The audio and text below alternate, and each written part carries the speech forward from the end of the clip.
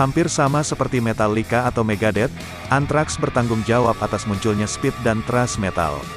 Menggabungkan kecepatan dan kemarahan hardcore punk dengan gitar dan vokal heavy metal yang menonjol, mereka membantu menciptakan subgenre baru heavy metal di album awal mereka. Gitaris pertama Anthrax bernama Scott Ian dan Dan Spitz adalah pasangan yang tangguh, dengan menyemburkan riff dan solo secepat kilat. Tidak seperti Metallica atau Megadeth, mereka memiliki akal sehat untuk meredam musik mereka yang seringkali serius dengan dosis humor dan realisme yang sehat. Setelah album pertama mereka yang berjudul Fistful of Metal, vokalis Joey Belladonna dan basis Frank Bello bergabung dengan line-up Anthrax. Belladonna membantu membawa band lebih jauh dari klise metal konvensional, dan selama 5 album berikutnya Anthrax bisa dibilang menjadi pemimpin speed metal. Saat tahun 80-an beralih menjadi tahun 90-an, mereka juga mulai meningkatkan eksperimen mereka dengan hip-hop yang berpuncak pada tur dengan Public Enemy pada tahun 1991, dan rekaman ulang bersama klasik pub Bring the Noise. Sisa dekade tersebut melihat band terus melenturkan dan memperluas otot soniknya, tetapi perubahan line-up dan kesengsaraan label tetap menjadi tekanan, dan pada tahun 2003 mereka hanya bermain secara sporadis. Lalu pada tahun 2010, setelah jeda 7 tahun, Anthrax berkumpul kembali untuk Worship Music, dan kembali ke bentuk yang oleh banyak orang disebut sebagai persembahan paling kuat sejak album Persistence of Time tahun 1990-an.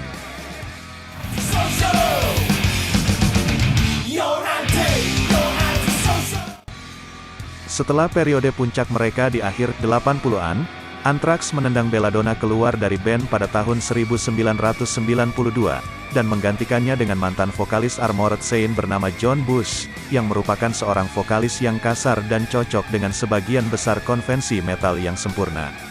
Selanjutnya suara mereka menjadi kurang unik dan sebagai akibatnya penonton mereka sedikit menyusut. Dan setelah menandatangani kontrak dengan Elektra untuk album Sound of White Noise tahun 1993, band tersebut meninggalkan label setelah satu album lagi yang berjudul Storm 442 tahun 1995. Saat itu Anthrax beranggotakan 4 orang yang terdiri dari Scott Ian, John Bush, Bello, dan drummer Charlie Benante yang membangun studio mereka sendiri di Yonkers, New York, dan setelah 3 tahun hiatus, mereka kembali dengan debut label Ignition mereka yaitu Volume 8 The Threat Is Real. Koleksi hits pertama Anthrax dirilis pada tahun 1999 yang berjudul Return of the Killer as the Best Of. Itu juga merupakan rilisan pertama mereka untuk label Beyond. Album ini termasuk cover dari Ball of Confusion yang menampilkan duet antara vokalis Bush dan mantan vokalis mereka yaitu Belladonna. Sebuah tur yang diusulkan yang melibatkan kedua vokalis diumumkan pada waktu itu. Tetapi pada malam peluncurannya Belladonna menarik diri karena alasan keuangan. Kemudian tur berlanjut saat Anthrax menandatangani untuk berpartisipasi dalam paket tur selama musim panas tahun 2000 dengan Motley Crue dan Megadeth, tetapi band itu meninggalkan tur setelah hanya memainkan beberapa pertunjukan.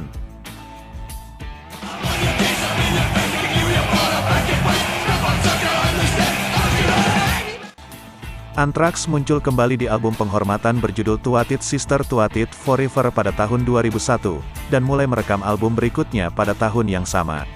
Selain itu gitaris Scott Ian menyempatkan diri untuk secara teratur menjadi pembawa acara program televisi metal rock show di VH1.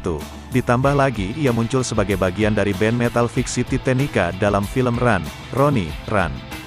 Program televisi VH1 akhirnya menggantikan Scott Ian dengan Sebastian Bach, tetapi band ini tetap siap untuk kembali ke studio. Gitaris baru bernama Rob Caggiano bergabung pada musim semi 2002, tepat pada waktunya untuk rekaman. Setahun kemudian Anthrax membuat debut Sanctuary mereka yaitu WV Come For You All. Dinamika band tidak berubah, dan tur untuk mendukung album itu disambut dengan sukses besar. CD atau DVD set Music of Mass Destruction Live in Chicago yang tiba pada musim semi 2004 merayakan 2 dekade Anthrax dalam bisnis ini. Kemudian pada tahun 2005, seluruh line-up asli Anthrax yang terdiri dari Ian, Spitz, Belladonna, Benante, dan Bello bersatu kembali untuk tur dan CD atau DVD retrospektif antologi No Hit Wonders 1985 sampai 1991.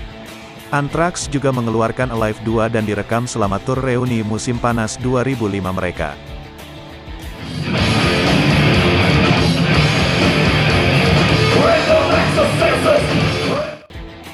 Kemudian pada tahun 2007, Dan Nelson yang merupakan mantan grup Devil Size mengambil alih tugas vokal. Lalu band ini mengumumkan kembalinya vokalis John Bush pada tahun 2009, meskipun tugasnya tidak pernah dianggap permanen.